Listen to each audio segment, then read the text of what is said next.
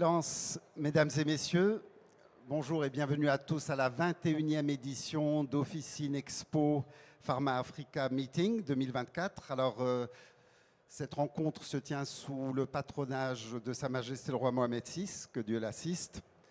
Et ce sera la 3e édition du Village Innovation. Alors, honoré d'être parmi vous et je vous remercie pour votre présence et votre fidélité qui fait de ce salon le salon de référence de la pharmacie africaine. Je souhaite la bienvenue au directeur, au président des ordres de pharmacie de 15 pays. Alors, je voudrais les citer: Burkina Faso, Cameroun, Côte d'Ivoire, Mali, Mauritanie, Niger, République démocratique du Congo, Sénégal, Togo, Tunisie, Canada, Espagne, France et Suisse. Bienvenue à tous à Marrakech. Et je voudrais également en profiter pour remercier nos partenaires, ministère de la Santé, ministère de l'Industrie et du Commerce, ministère de la Transition numérique, les instances professionnelles, les partenaires scientifiques, les universités, l'Académie de la pharmacie française, l'Interordre des pharmaciens d'Afrique, la Fédération internationale pharmaceutique, et je remercie également bien sûr tous les exposants, laboratoires, grossistes, distributeurs, grâce à qui cet événement peut se tenir. Et en tout, il y aura 41 conférences et ateliers.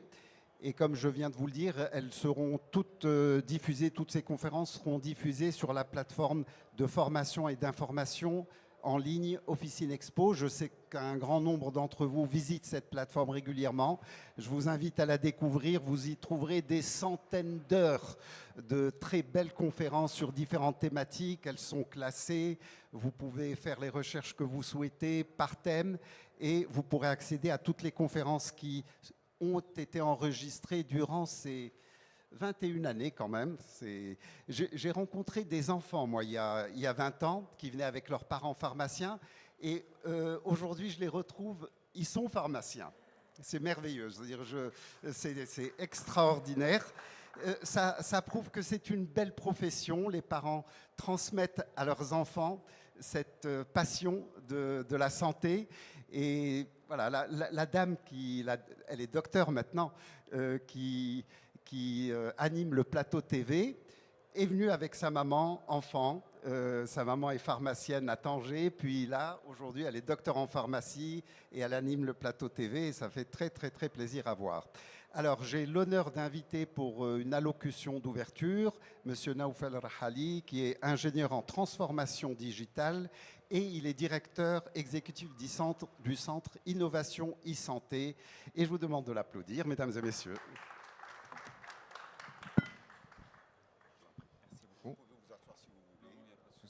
Bonjour tout le monde.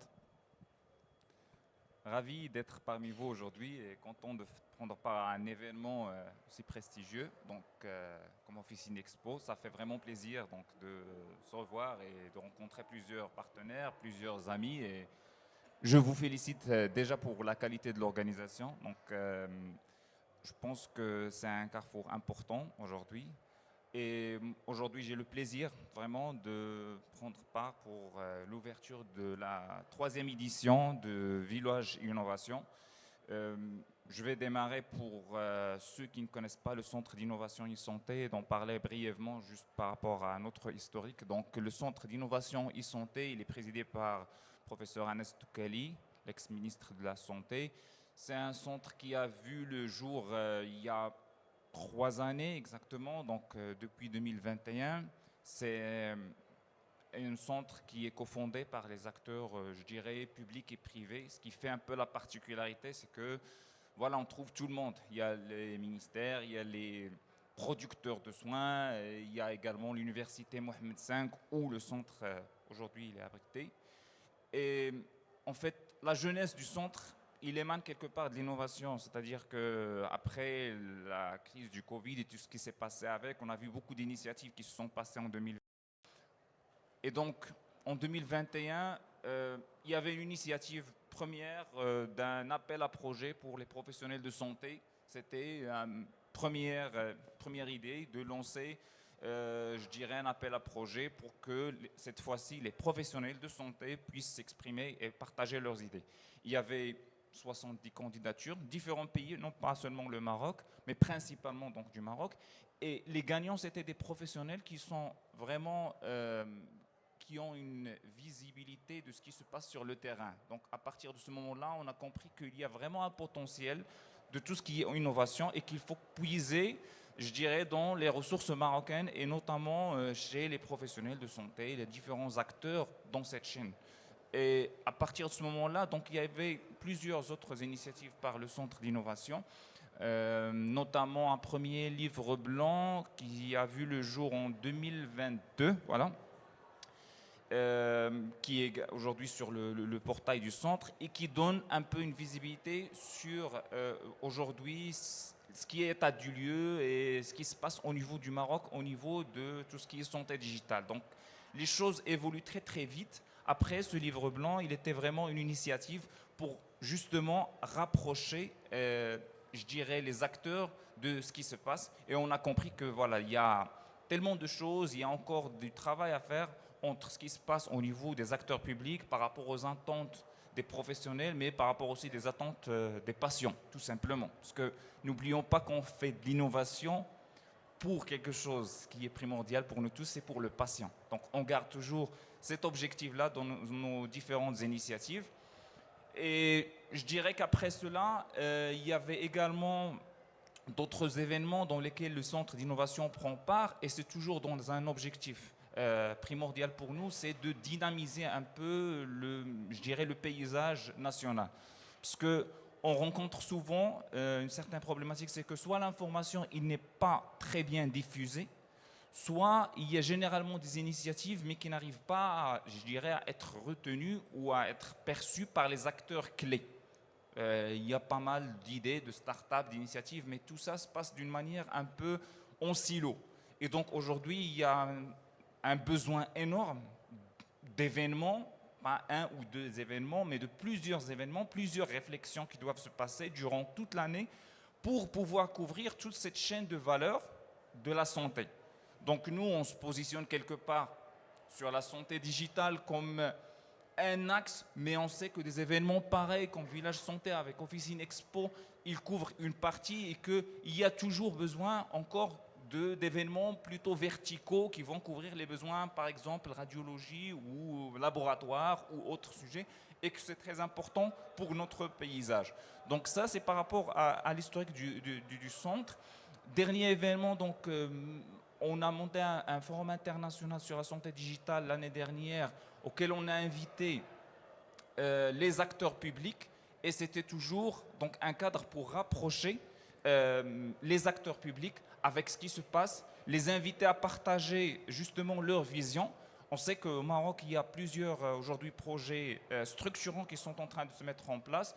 La couverture sociale généralisée est un axe principal qui impacte énormément ce paysage et qui amène tout le monde à repenser sa façon de faire. Donc parmi les acteurs clés qu'on invite, le ministère de la Santé bien évidemment, la Caisse nationale de la Sécurité sociale, donc la CNSS, moi je dirais que c'est deux acteurs au moins clés qui sont aujourd'hui en train de mener énormément de projets au niveau du paysage marocain et qui vont impacter le quotidien de chacun de nous, donc quelle que soit sa position.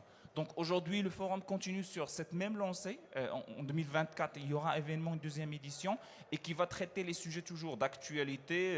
Je dirais, feuille de soins électronique qui va arriver, va voir le jour bientôt, par exemple au niveau de la CNSS. Le dossier patient partagé qui va arriver au niveau du ministère de la Santé. Comment ces choses-là peuvent aujourd'hui être coordonnées, comment ça va impacter quelque part le parcours du patient avec tout ce qui est réorganisation et ce qui se passe au niveau des groupements sanitaires territoriaux. Donc c'est beaucoup de sujets qui sont en train d'arriver en même temps. Et l'importance, c'est de pouvoir se réunir à chaque fois dans des occasions pareilles, avoir l'information fraîche, savoir qu'est-ce qui se passe et savoir qu'est-ce qui va venir, et en même temps prendre part par rapport à ces différents projets. Parce qu'aujourd'hui, on sait qu'il y a des initiatives, on sait que les projets sont en cours de se mettre en place, on n'est pas certain que l'output et que la finalité et que le patient, en fin de compte, il va percevoir cette valeur ajoutée. C'est-à-dire que tout ça, si ça ne sert pas, en fin de compte, à avoir un parcours qui est fluide, un parcours qui est efficace avec des soins de santé qui sont, je dirais, fourni à tout le monde d'une manière généralisée, de qualité et optimisée, je dirais qu'on a encore quelque chose à faire. Donc voilà par rapport aux événements. Après, par rapport à l'innovation, moi je pense que vraiment c'est un sujet qui nous tient tous à cœur, hein. Je félicite les organisateurs pour la thématique et le choix et le suivi. L'innovation, ce n'est pas un sujet, je pense, de tendance. C'est aujourd'hui un sujet stratégique qui touche tout le monde. Ce n'est pas un choix, on ne le fait pas pour le luxe. Soit on prend, je dirais, le sujet debout et qu'on avance, bah, soit on subit et quelque part on reste dans la découverte de ce qui se passe. Tout le monde a été bouleversé par rapport aux différentes innovations l'année dernière, on ne les compte plus. Je pense que les acteurs qui vont parler sur l'IA, ils auront plusieurs choses à partager, mais moi sincèrement je ne compte plus le nombre d'innovations qu'on est en train de vivre aujourd'hui. Le trend il est vraiment très fort et aujourd'hui ça met quelque part la pression même sur les personnes qui pensent être loin de l'innovation. Un GPT 3, 4, 5, je ne sais pas comment aujourd'hui il va impacter nos quotidiens. Ce qui est sûr, c'est qu'on ne peut pas passer à côté et l'ignorer. Et c'est-à-dire que les sujets qui sont aujourd'hui discutés, même s'ils paraissent quelque part des sujets de futur d'innovation, mais je pense qu'on a à prendre part, on a une responsabilité de les comprendre et de suivre par rapport à ce qui se passe. J'ai vu récemment un classement du Maroc dans le Global Innovation Index. Donc c'est juste pour partager avec vous une idée. On a fait quelques progrès, donc on est au 70e sur 132 pays, donc ça c'est pour 2023. C'est, je pense, un indicateur clé par rapport à tout ce qui est innovation. Ça donne une idée. Il mesure un petit peu comment les pays utilisent leurs inputs, c'est-à-dire leur écosystème, leur existant, et qu'est-ce qu'ils font avec. C'est-à-dire qu'est-ce qu'ils sortent comme brevet, comme innovation, comme connaissance, comme knowledge, comment ils le partagent, comment tout ça arrive au niveau industrialisé et comment on perçoit une valeur ajoutée. Et donc, je pense qu'il y a encore du chemin à faire par rapport à ça. Certainement, le Maroc seul pourrait faire quelques pas, mais la collaboration, j'imagine, Sud-Sud, pourrait également accélérer certaines choses. Et c'est pour cela que je trouve intéressant aujourd'hui d'inviter des pays de l'Afrique et même internationaux pour pouvoir se partager. On ne peut pas prendre le devant sur tout ce qui est technologie, ressources et même compétences. On ne peut pas avoir tout à la fois. Donc certainement, on a besoin de, je dirais, mutualiser, de partager ses ressources, de partager ses expériences. Je pense qu'on a des choses intéressantes qu'on pourrait partager. Et je pense qu'il y a aussi des expériences très importantes. Je vais signaler juste que le centre est partenaire avec Smart Africa. Smart Africa, c'est une organisation aujourd'hui au niveau de l'Afrique qui est très importante, qui est en train de consolider tout ce qui est initiative en termes de démocratisation de l'aspect technologique au niveau de l'Afrique. Et avec Smart Africa, on a vu vraiment des choses intéressantes qui sont lancées au niveau de la santé. Et il y a des initiatives de collaboration entre certains pays africains sur l'identifiant du patient unique, sur le dossier partagé. Est-ce qu'on peut avoir demain un parcours patient qui est trans-pays, c'est-à-dire que le patient peut se déplacer sans avoir à prendre la peine de récupérer ses données et d'aller les partager avec un pays autre, et que ces échanges-là, est-ce qu'ils peuvent être vraiment aujourd'hui standardisés et garantis? Il y a quelques initiatives, c'est des choses qui doivent arriver, mais c'est pour vous dire qu'aujourd'hui, cette collaboration Sud-Sud, il n'est pas aussi donc un sujet de luxe, c'est quelque chose qui doit aujourd'hui être structuré avec des événements pareils, plus récurrents, et qu'à chaque fois, on se tarde sur un sujet pour pouvoir justement le débattre. Donc, encore une fois, je salue les organisateurs pour la qualité et pour les thèmes qui sont choisis. Je pense pour les panels, il y a vraiment des sujets qui sont très importants. Je finirai avec cette initiative de partenariat entre le Centre d'innovation et e-santé et Village Innovation. Nous sommes très contents d'avoir ce partenariat. On veut très très bien, je dirais, collaborer. On sait qu'on ne peut pas faire seul tout, c'est-à-dire on a besoin de coordonner nos efforts, on a besoin de mutualiser les événements et surtout de garantir un partage de savoir.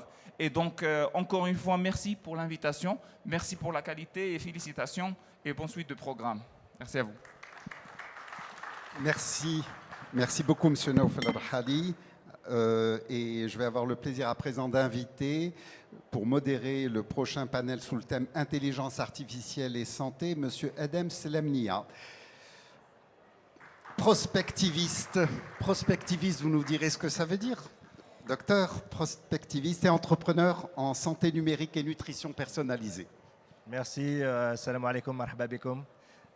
Merci à tous d'être là ce matin pour discuter d'un sujet aujourd'hui qui est bien entré dans notre quotidien d'une manière ou d'une autre, de façon, on va dire, provoquée, active ou de façon passive, mais l'IA est autour de nous et l'idée c'est d'essayer en 4 temps ce matin de comprendre cette IA et en particulier dans le domaine de la santé qui nous intéresse. Alors, je vais inviter donc les speakers, les panélistes qui ont bien voulu m'accompagner dans cet effort de compréhension et de discussion. Je vais poser des questions à chacun de ces speakers, mais l'idée c'est que nous sommes dans un format conversationnel et au besoin, il n'est pas impossible que, suivant des questions que vous pourriez avoir, et toutes les questions sont bonnes, je pourrais prendre des questions dans la salle ou voir s'il est nécessaire de les avoir de façon homogène lors de la fin de cette session. Donc pour m'accompagner ce matin dans ces 4 temps qui vont être d'abord de décrire un petit peu de façon introductive et de présenter nos speakers, on va parler des usages, puis ensuite on va parler évidemment de l'éthique et on va terminer, et merci donc à M. Al-Rhali, sur cette question de la collaboration sud-sud, ou plutôt des regards croisés, y compris d'ailleurs nord-sud.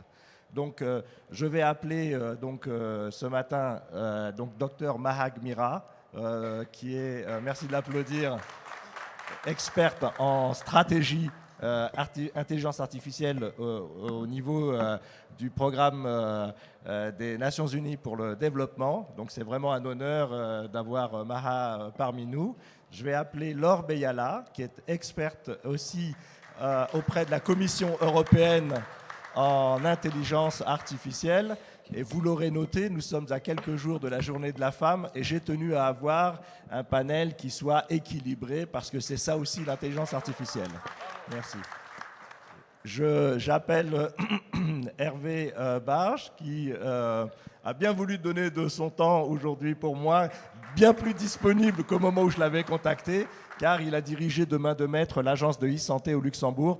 Et enfin, et c'est important, comme le dit Monsieur Al-Rhali, mais il peut être aussi professeur par ailleurs, c'est que le Maroc est vraiment un pays appelé à jouer un rôle important sur le continent. D'ailleurs, je me permets, puisqu'il y a eu des annonces, le forum de la e-santé qui aura lieu à la fin de l'année, on a la chance d'avoir avec nous aussi Monsieur Chakour, qui est le représentant de GAITEX Africa. GAITEX est un très très grand salon qui était en Middle East et le Maroc a obtenu d'accueillir ce salon qui vient vraiment aujourd'hui quasiment concurrencer le CES de Las Vegas ou le Vivatech à Paris. Et donc c'est vraiment pour nous très important d'avoir aussi au Maroc une scène dans laquelle il va y avoir de l'innovation. Ça va fourmiller, c'est au mois de mai. Je lui donnerai la parole quelques secondes pour nous présenter le GAITEX Morocco qui va être appelé à jouer vraiment un rôle fondamental ici dans le Sud.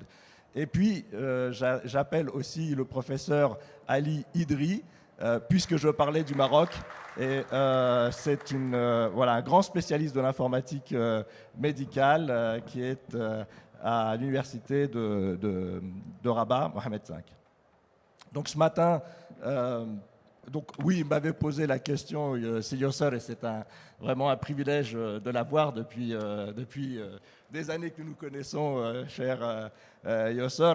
Qu'est-ce qu'un prospectiviste? Un prospectiviste, c'est quelqu'un qui le matin prend son café et se dit qu'est-ce que je vais faire de la journée et qui va regarder, qui va se dire tiens, bon, comment est la météo et quelle est cette météo à 10 ans, 20 ans, 30 ans, 50 ans et comment je peux essayer d'imaginer un futur et surtout d'imaginer là où il ne faudrait pas aller. D'accord, c'est plus compliqué. Savoir qu'on veut de l'IA, tout le monde veut de l'IA. Savoir ce qu'on veut faire de l'IA en bien, et c'est ces questions-là qu'on essaie de répondre de façon à ce que ça puisse impacter d'une manière ou d'une autre. Donc moi, je me définis un peu comme un astrosophe, c'est-à-dire un astronaute de la philosophie, et j'essaye au hasard de mes idées et de ceux qui veulent bien m'écouter ce matin, et qui resteront, j'espère, jusqu'à la fin, pour partager ces élucubrations. Donc sans plus attendre, je vais commencer, honneur aux dames, par le docteur Maha Gmira, en lui posant une première question donc, dans cette partie introductive.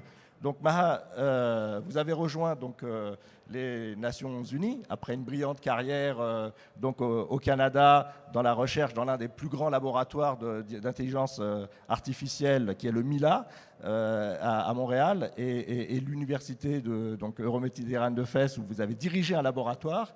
Et franchement, je suis très honoré de vous avoir là.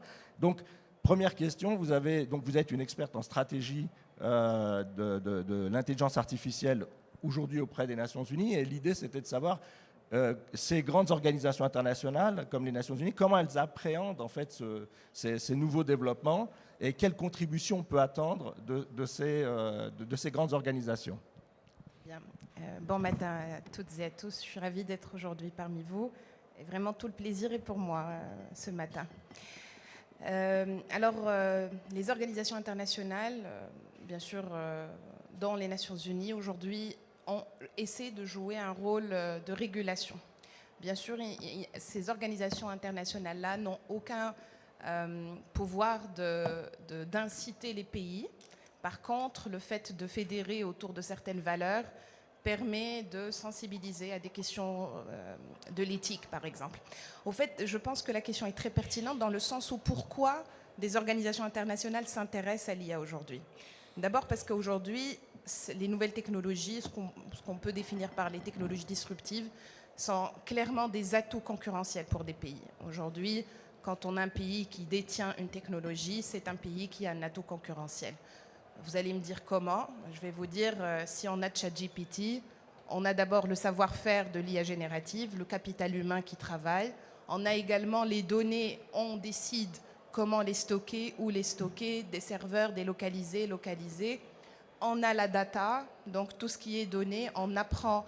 Quand vous utilisez de l'IA générative en input, vous avez de l'output. En fait, tout est stocké. Donc, en fait, c'est toutes ces données-là, capital humain, prospérité économique, les enjeux de la donnée. Mais vous imaginez pour des pays dans des secteurs clés comme la défense, la santé, l'éducation, quand on utilise l'IA dans ces systèmes-là, quelles sont les données, la sensibilité et la qualité de la donnée qu'on génère. Donc aujourd'hui, ce que je constate, c'est que les enjeux ne sont pas tous les mêmes quand on est membre d'une organisation internationale. Et chaque pays a intérêt à développer sa propre technologie dans un secteur au détriment d'autres, peut-être ne pas tout le temps respecter les données parce que les lois, parce que c'est pas toujours évident, c'est restrictif pour certains, ça peut être vu comme une manière de brider l'innovation pour certains pays. Tandis que d'autres ont eu le temps de faire et de refaire et peut-être de transgresser quelques règles, le temps où d'autres pays n'ont pas pu le faire. Alors aujourd'hui, les organisations internationales, ce qu'elles peuvent faire, c'est fédérer autour de certaines valeurs démocratiques, valeurs du respect des droits de l'homme, et à grand H, et de la femme, l'état de droit, l'inclusion, développer une technologie inclusive, veiller à ce qu'il y ait une équité du genre, mais également toute forme d'équité. Donc voilà un petit peu les grandes valeurs et l'OCDE, donc je peux citer peut-être quelques exemples. L'OCDE a publié un rapport qui date déjà de 2019, qui parle d'IA et qui incite les pays qui développent les produits ou services à base d'IA d'inclure l'état de droit, d'inclure les valeurs démocratiques, d'inclure l'inclusion de manière générale. En 2020, l'UNESCO a publié un rapport qui fait état de la nécessité de la transparence et de l'équité du genre dans l'intelligence artificielle, et peut-être qu'on aura l'occasion de revenir sur ce point qui m'intéresse beaucoup. Et finalement, pas plus tard qu'il y a 2 mois, à 1 mois et demi en Slovénie, encore là, l'UNESCO a tenu un sommet international pour fédérer autour de l'éthique de l'IA et la nécessité de travailler en toute éthique quand on développe les produits à base d'IA. Parfait, Maha, et on time, comme disent les Nord-Américains. Donc après avoir vu effectivement cette vision un peu, ou en tout cas c'est la façon dont appréhendent ces grandes organisations supranationales, on va descendre à un niveau un peu en dessus, c'est-à-dire se concentrer sur un continent qui est celui de l'Europe. Et je vais poser ma question donc à Laure Beyala. Donc vous êtes, en ce qui vous concerne, Laure, chère Laure, donc experte au niveau de la Commission européenne. Et donc un peu la même question en miroir. Donc après avoir vu un peu les Nations Unies, qui est un peu au niveau global, en descendant maintenant au niveau européen, comment la Commission européenne aujourd'hui s'empare de la question de l'intelligence artificielle, et en particulier dans le domaine de la santé. Alors bon, merci beaucoup, cher Adam, pour cette invitation. Merci aux organisateurs du village de l'innovation. Merci effectivement donc au roi Mohamed VI de nous avoir parrainé ce bel événement. Alors, pour répondre réellement à la notion d'appréhension au niveau de la Commission européenne, il faut savoir que la Commission européenne, autant que l'UNESCO, se positionne comme en tant que partie prenante pour le développement de l'intelligence artificielle dans le domaine de la santé. Et du coup, en termes de regard, on a effectivement un apport, disons plusieurs apports en termes de réglementation, d'évaluation, parce que la Commission européenne met en place des groupes d'évaluation des technologies liées à l'intelligence artificielle dans le domaine de la santé. L'évaluation porte par exemple sur l'efficacité, sur la qualité des soins, sur l'intégration même des algorithmes intelligents dans la prise en charge médicale. On a donc cet aspect sur l'évaluation. On a également, comme l'a si bien dit ma collaboratrice tout à l'heure, on a également la notion de la réglementation. Donc la Commission européenne émet également à jour des réglementations. Ce sont des initiatives qui portent en même temps sur la qualité des données, la sécurité des données, la protection même des données qui intègrent des dispositifs médicaux qui sont donc utilisés dans nos communautés. Donc on a cet aspect-là également. On a également un autre aspect sur la sensibilisation, la formation. Il faut savoir qu'aujourd'hui, la Commission européenne, au regard de ces différentes antennes, met en place un système justement de formation par des webinaires, par des petites formations certifiantes, pour amener le public à mieux comprendre les avantages de l'intelligence artificielle dans le domaine de la santé, leur intégration dans la stratégie de soins, comment concrètement un algorithme auto-apprenant peut donc interagir dans le domaine de la santé pour fiabiliser, pour apporter de la précision, la rapidité, aussi bien dans le diagnostic, l'interprétation des maladies, voilà, des traitements au niveau des patients. Donc on a vraiment cette appréhension plutôt très très positive, oui, de l'intelligence artificielle au sein de ces organisations. Je tiens également à rappeler que j'ai passé donc 3 ans au niveau de la Haute Autorité de Santé de France. On est quasiment sur, disons, le même débat et la même posture. Vive l'innovation est très importante et ces organisations sont également donc un pilier très fort pour amener les populations, les communautés d'Europe et d'ailleurs, bien sûr, à l'adoption, à la compréhension de l'innovation liée à l'intelligence artificielle dans le domaine de la santé. Merci beaucoup, chère Laure. Et donc, vous avez compris le principe. On est passé du global, on est descendu au niveau continental, et donc, vous avez compris, on va descendre maintenant au niveau national et local. Et donc, dans cette partie introductive, donc, je vais m'adresser maintenant au professeur Ali Idri. L'UM6P, dont on a la chance d'avoir aujourd'hui de compter comme partenaire, est très investi dans l'intelligence artificielle et la santé. Et donc, vous êtes enseignant donc, au niveau de l'UM6P, entre autres choses, avec toutes les choses que vous faites, cher professeur Idri. Quels sont les axes de recherche et développement qui sont développés? C'est-à-dire comment aujourd'hui, qui est un peu ce qu'on appelle, et pardonnez-moi de cet anglicisme, le flagship, le vaisseau amiral d'une certaine façon académique ici au Maroc, comment, avec l'UM6P, en donnant un exemple très concret, on s'empare de cette question au Maroc? Bonjour tout le monde. Merci Dr Adam pour l'invitation. Ça fait un grand plaisir que l'UM6P participe à cet événement. Et ça fait aussi un grand plaisir que l'UM6P est partenaire au village d'innovation. Et d'ailleurs, l'innovation, c'est parmi les axes qui sont très intéressants pour notre université. Comme vous le savez, l'UM6P, c'est une université qui est très jeune. Il a commencé en 2017. C'est une université qui fait partie de ce qu'on appelle actuellement les universités de nouvelle génération, qui travaillent sur les 5 dimensions principales. Les 2 premières dimensions, ceux qui ont existé depuis longtemps aux universités un peu partout dans le monde, la formation et la recherche scientifique. La 3e dimension, c'est l'innovation, qu'on la retrouve un peu partout dans toutes les sciences qui sont abordées dans notre université. Et les 2 dimensions très récentes, qui sont la dimension de digitalisation et la dimension de l'intelligence artificielle.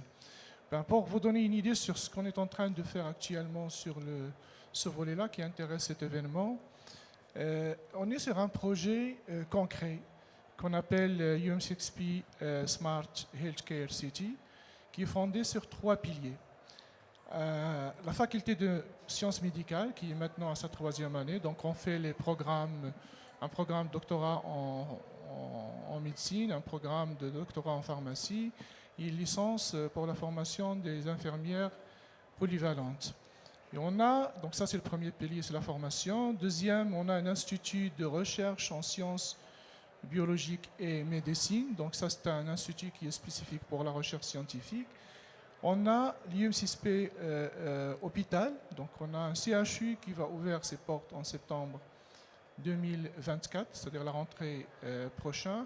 Et on a aussi un UM6P Biotechnology Park, dans lequel il y a la rencontre de la recherche avec les entrepreneurs dans le domaine de la santé pour créer les startups dans ce domaine-là.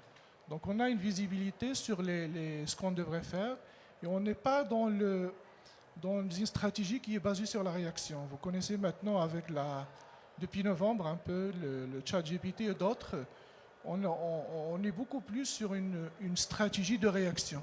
Alors nous, ce qu'on essaie de faire, c'est construire notre projet, voir nos besoins en termes de ce qu'on a à faire en termes de soit l'innovation, soit la digitalisation, soit l'intelligence artificielle, pour qu'on réellement on soit dans une médecine digitalisée et intelligente, que ce soit dans l'hôpital et que ce soit dans les autres piliers dont j'avais cité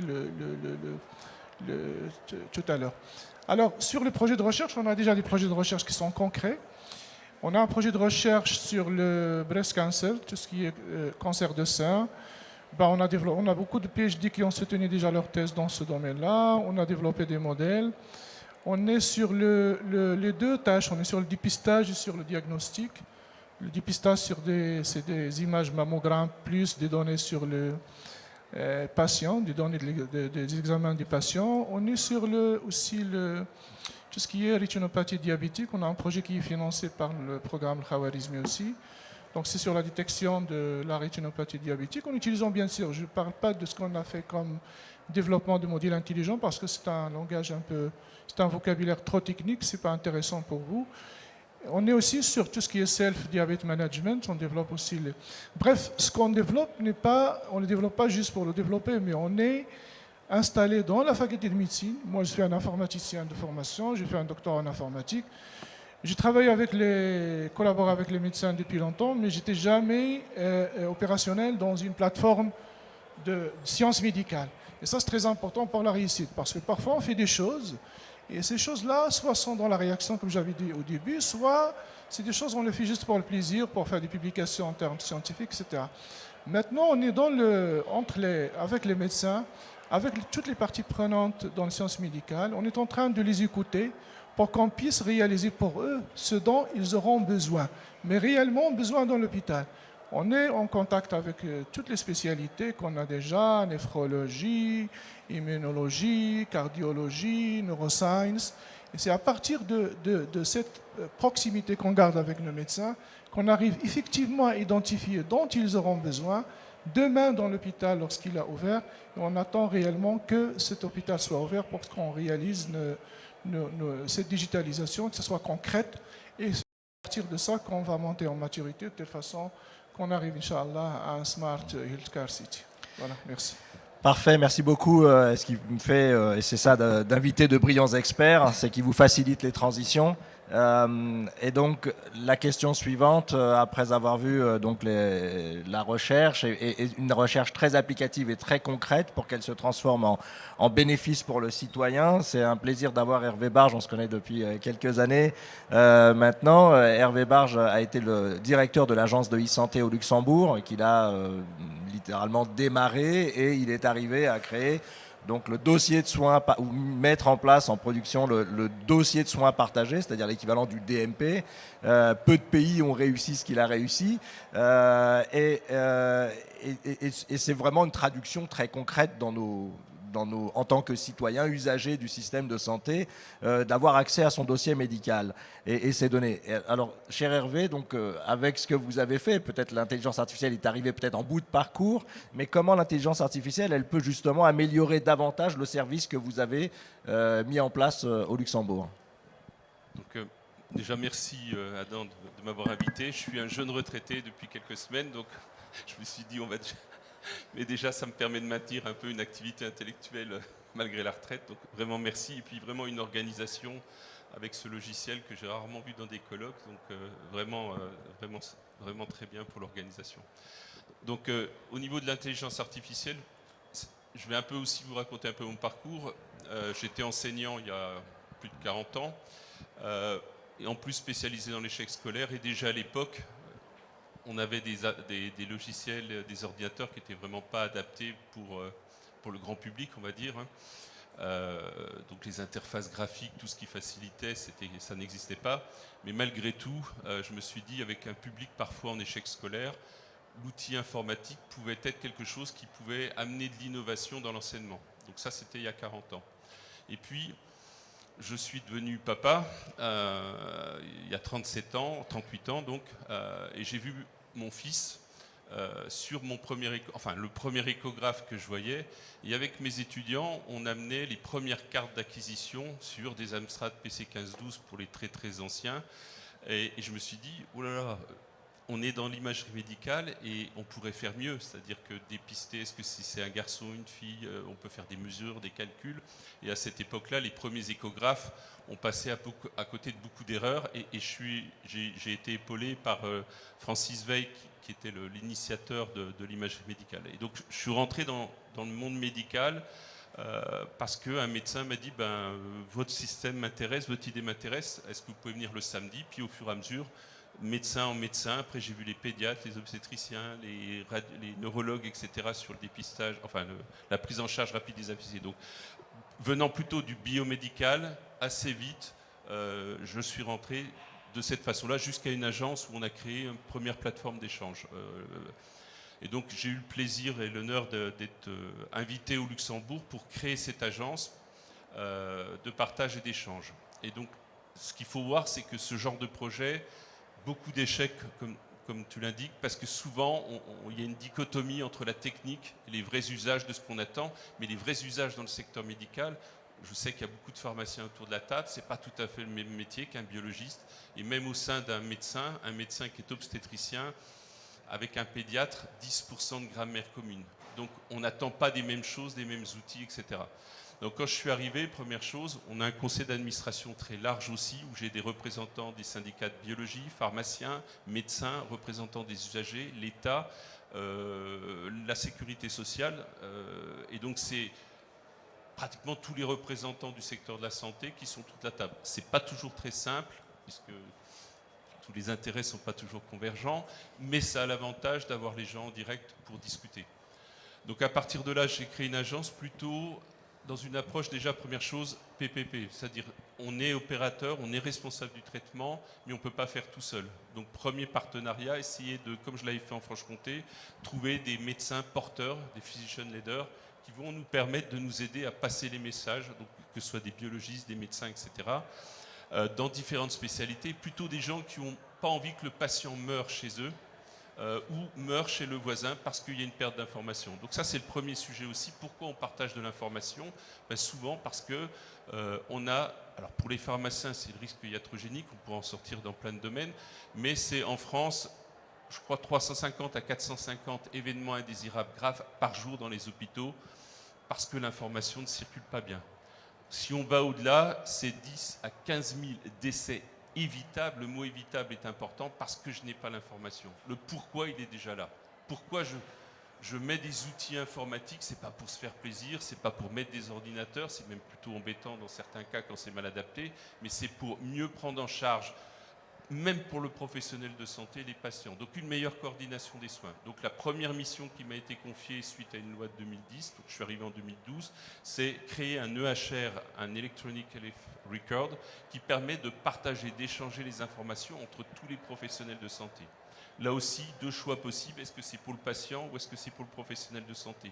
L'option a été prise pour le professionnel de santé dans l'intérêt du patient. Ça veut dire que le professionnel y accède et le patient y accède, mais une grande partie du dispositif, données structurées, etc., c'est plutôt vu côté du professionnel de santé. Donc le challenge ensuite, c'est de se dire, c'est un petit pays. Alors, quand je suis arrivé au Luxembourg, j'ai beaucoup d'amis français qui me disaient oh, ça va être facile, c'est pas nombreux. Ouais, c'est pas vrai. Pourquoi? Parce que c'est 640 000 résidents. Premier problème, la masse critique. Quand on investit, en particulier en matière de sécurité, qui est un élément important, si vous avez 60 millions divisé par l'investissement, votre exploitation ne va pas être excessivement chère. Le politique qui va investir dedans va tolérer pendant un certain temps vos investissements. Regardez dans beaucoup de pays, au bout d'1 milliard de livres dépensés en Angleterre, on arrête le HR parce qu'il n'était pas utilisé. En France, N relance parce que ce n'était pas déployé suffisamment.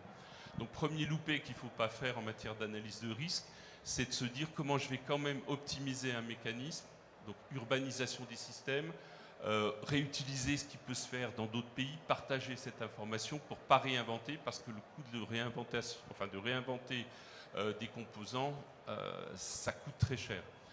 Donc premier challenge, c'était l'urbanisation. Et puis, premier indicateur, est-ce qu'il y a des DSP?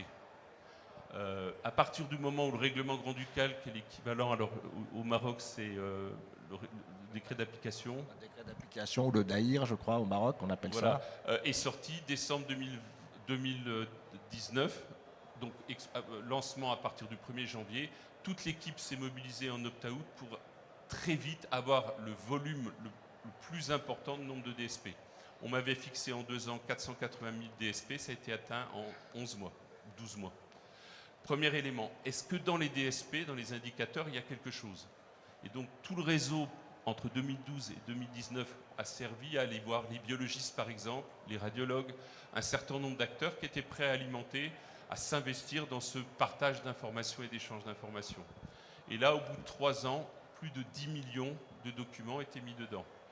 10 millions de documents, ça veut dire quoi? C'est comme un dossier d'oncologie. Quand vous avez un dossier d'oncologie qui est haut comme ça, difficile de retrouver l'information. L'intelligence artificielle va pouvoir amener de l'information du traitement automatisé. Et donc, on a commencé à parler innovation, mise en place d'outils d'intelligence artificielle seulement il y a à peu près 2 ans.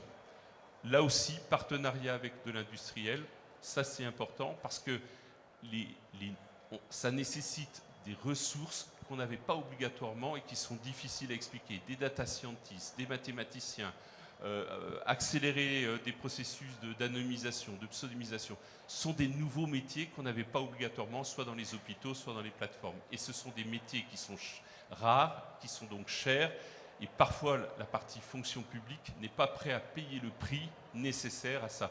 Donc l'idée, c'est de se dire, je vais former certains de mes ingénieurs, recruter des ingénieurs, mais je vais aller voir, par exemple, chez Poste Luxembourg, qui est un opérateur qui, lui, faisait de l'intelligence artificielle au niveau marketing pour ses clients et un certain nombre de services au niveau financier, et de se dire, OK, est-ce que vous pouvez me mettre à disposition une plateforme et nous allons mutualiser vos ingénieurs avec les nôtres. Et donc, quand je suis parti il y a quelques semaines, on était en train de basculer les millions de documents du DSP en les pseudonymisant, les anonymisant et commencer à regarder sur quelques centaines de milliers de documents les premiers résultats, s'ils étaient exploitables ou pas, et on en était là quand je suis parti. Donc l'intérêt est important. Merci Hervé pour cette longue introduction qui pose le cadre. Alors comme on se connaît, je vais dire que tu as un peu épuisé ton temps, mais il reste un peu de marge. Pour rester dans les temps, évidemment, parce que je crois que c'est la politesse qu'on doit à notre public de ce matin et à la belle table ronde qui nous suivra.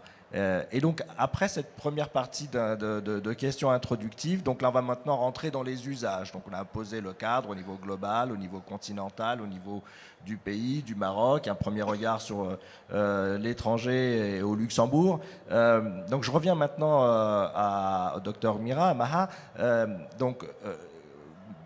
De façon très concrète, quels sont les progrès de l'intelligence artificielle aujourd'hui dans le domaine de la santé, en nous donnant quelques exemples dans la recherche médicale, dans la découverte de nouveaux médicaments, des traitements personnalisés, enfin, qui vous viendrait à l'esprit et qui peut donner aujourd'hui à notre public de ce matin flavor, comment dire, un ressenti d'où on en est aujourd'hui en termes d'usage. Très bien, donc par quoi commencer ? On va commencer dans un ordre temporel logique, celui de l'IA. Alors aujourd'hui, les principaux développements, là où les avancées technologiques sont majeures, c'est principalement le traitement d'images. Et je pense qu'aujourd'hui, si je posais une question à main levée, qui a déjà lu un article ou lu un journal et il n'a pas vu un logiciel à base d'IA a reconnu, a détecté d'une manière très précoce un mélanome ou un heart disease. Donc je pense que ça c'est clair et c'est principalement grâce au traitement d'image. Aujourd'hui, les algorithmes, les réseaux de neurones qui arrivent, les YOLO et les CNN, les réseaux de neurones à convolution sont très performants à détecter des choses que l'œil humain, en tout cas où peu d'expérience, n'y arriveront pas. Et l'enjeu, je reviens à votre première question, vous allez me dire, mais si les études sont claires, les publications scientifiques dans des journaux de grande renommée comme Nature and Science publient des articles où la performance avoisine le 100%, et pourtant, ce n'est pas des algorithmes aujourd'hui qui sont implémentés dans les scanners ou dans la pratique. C'est principalement dû à la réglementation. La technologie va très rapidement, la réglementation un peu moins. Trouver un consensus dans tous les pays ou par région est encore l'enjeu des données est très important. Donc voilà pourquoi on l'utilise pas. Donc je commence par le traitement d'image, je finis par le NLP, le traitement de langage naturel, et donc l'IA générative qu'on a vu, que vous avez certainement découvert avec ChatGPT, mais qui existait un peu depuis 2017. L'IA générative aujourd'hui est également utilisée pour les chatbots, pour porter de l'assistance je ne peux pas tout citer, mais je vais citer ces deux-là et je vais donner deux exemples. Donc, par exemple, pour le traitement d'Alzheimer, aujourd'hui, il y a une très belle application que je vous recommanderais, que je pourrais bien évidemment partager avec vous, qui suit le discours des gens. Donc, bien sûr, on autorise que l'application écoute nos appels et nos vocaux, et elle détecte les moments de petit oubli ou de confusion. Et donc, on alerte conscient qu'il va avoir une crise, etc. La même chose pour la dépression, sensibiliser contre le suicide et des choses comme ça. Donc aujourd'hui, le NLP aide beaucoup et concrètement à travers des applications à essayer d'accompagner en agent conversationnel un peu, et bien sûr il y a du big data behind des maladies comme ça. Alors ce qui est intéressant aussi, c'est que je suis rentrée en 2020 et qu'en 2020 j'ai atterri de Chicago à Fès et qu'un de mes premiers projets a été en santé, alors que j'ai travaillé dans la fintech auparavant en Amérique. Et ce projet-là, je ne l'oublierai jamais. Et si tu permets, je vais prendre peut-être une minute de mon temps de parole pour parler de ce projet. C'est au CHU de Fès, une dermatologue à qui je rends hommage aujourd'hui, professeur El Mernissi, qui m'a contactée. Elle m'a parlé d'une statistique qui était horrifiante. C'est que le Maroc est parmi les régions au monde connues pour la maladie les enfants de la Lune. Elle m'a dit les enfants de la Lune, moi je ne savais pas ce que c'était. Oui, merci. Très difficile. Je ne vais pas tomber dans ce piège de répéter le mot scientifique. Mais c'est une maladie qui, Japon, Maroc et je pense une autre région, peut-être l'Asie du Sud-Ouest. C'est des taches qui apparaissent dans le corps des petits-enfants. Ils deviennent très photosensibles. Dans des pays comme le Japon, ils sont pris en charge d'une manière nocturne, pas de vie diurne, scolarité, etc. Malheureusement. Et en Europe, il y a un scaphandre qui coûte 1 000 €. Nous n'avons ni l'un ni l'autre. Et donc, malheureusement, ils décèdent d'une manière très précoce. Et donc, elle me disait, écoute, Maha, moi, le problème que j'ai, c'est qu'on est peu de dermatos, ils viennent, et de mois en mois, les lésions augmentent d'une manière exponentielle. On ne sait plus quelle lésion est nouvelle. Et les lésions aussi deviennent, vous êtes mieux placé, quelques paramètres, 4 paramètres, donc la vascularité, la couleur, etc., change et on ne peut pas tout suivre. Alors ça a été un des premiers projets que j'avais travaillé avec ma doctorante, qui était une sorte de GPS des tâches. Donc au fait, on met à nu le petit enfant, elle prend une photo avec son téléphone, mais le dermoscope est aussi dans le téléphone, donc juste avec le téléphone, et le traitement d'image, le logiciel que nous avons développé pour eux, identifie les nouvelles tâches. Donc elle dit c'est first screen. Juste les premières tâches pour lui dire, voilà, il faut regarder ça, ce qui est de nouveau depuis la dernière visite. Ensuite, grâce au dermoscope, donc une image beaucoup plus précise, donc c'est le médecin qui prend la décision. L'IA n'est là que pour soutenir et aider à la prise de décision, ou l'augmenter, si vous voulez. Et donc, elle prend avec le dermoscope une image beaucoup plus précise et on mesure 4 paramètres qui ont été identifiés par le médecin a priori. Et on mesure l'avancement, en tout cas, souvent malheureusement c'est là. Donc on mesure le taux d'avancement de ces 4 paramètres. J'ose imaginer aujourd'hui, dont j'ai quitté, j'occupe de nouvelles fonctions, mais des outils pour vous dire qu'aujourd'hui, que ce soit un traitement d'image, un algorithme qui nous a pris peut-être 1 an de développement en laboratoire et qui est aujourd'hui déployé à même les outils de diagnostic des dermatologistes, peut sauver, en tout cas c'est ce que nous on espère, nous techniciens, on espère qu'on fait de bonnes choses et des choses qui aident l'humanité. J'espère avoir répondu à votre question. Oui, alors je vais poser aussi la question à Laure, à Madame Beyala, par rapport... Alors, pour vous dire les choses, on se connaît, donc forcément je suis toujours en train de... J'espère que vous ne me tiendrez pas rigueur entre le tutoiement, le vouvoiement, hein, en toute transparence, hein, c'est aussi ce que l'IA, la vertu de l'IA, vers laquelle elle doit tendre. Donc si vous me voyez parfois passer du tutoiement au vouvoiement, ne m'en tenez pas rigueur, je vous le demande. Merci. Donc Laure... pourrais-tu expliquer du coup ou nous donner d'autres exemples ou comment l'IA participe justement au diagnostic médical et à la prise en charge de pathologies de ton expérience que tu as eue à la HAS ou à la Commission européenne dans les différents dossiers, évidemment sans en révéler oui, alors merci, les intimes détails. Merci beaucoup, cher Adam, pour... cette autre belle question, effectivement, c'est un rajout par rapport à justement ce qui vient d'être dit.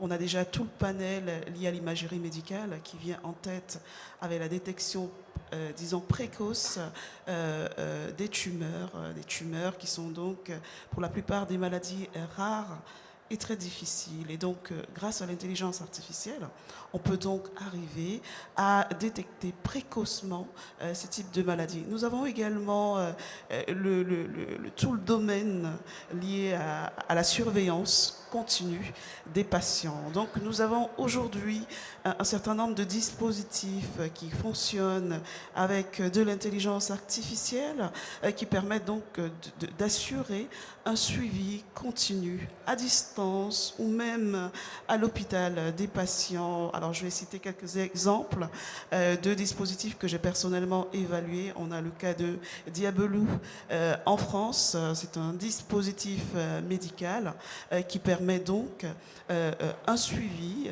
en continu des patients atteints de diabète. Donc, il permet de donner de façon intelligente à ces patients des notifications pour la prise d'insuline, des notifications pour revoir le mode alimentaire, des notifications pour des exercices physiques. On est vraiment sur une insertion dans la vie de tous les jours du patient.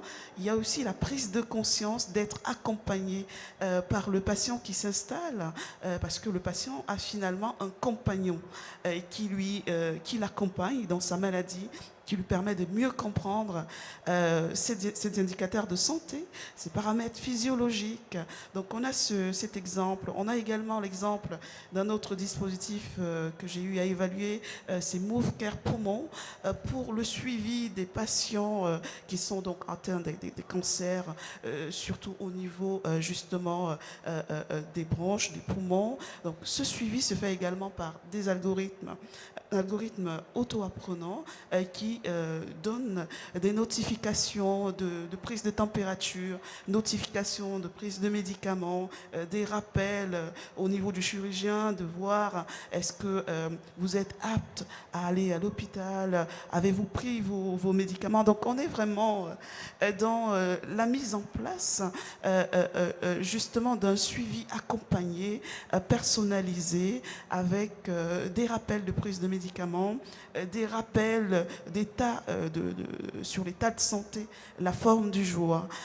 On a d'autres exemples, hein. Il y a des compagnons, des robots compagnons également, qui sont aujourd'hui, nous en avons évalué un seul au niveau de cette fois-ci de la Commission européenne. Donc un robot compagnon qui aide le patient qui est donc atteint de tout ce qui est troubles respiratoires à mieux diagnostiquer la maladie. Vous savez, quand vous avez des petits-enfants, un nourrisson, et qu'il a des troubles respiratoires, il est très difficile de les diagnostiquer rapidement, précocement. Et ce type de maladie, généralement, lorsqu'elle est diagnostiquée précocement, ça permet une prise en charge et une récupération très très précoce du malade.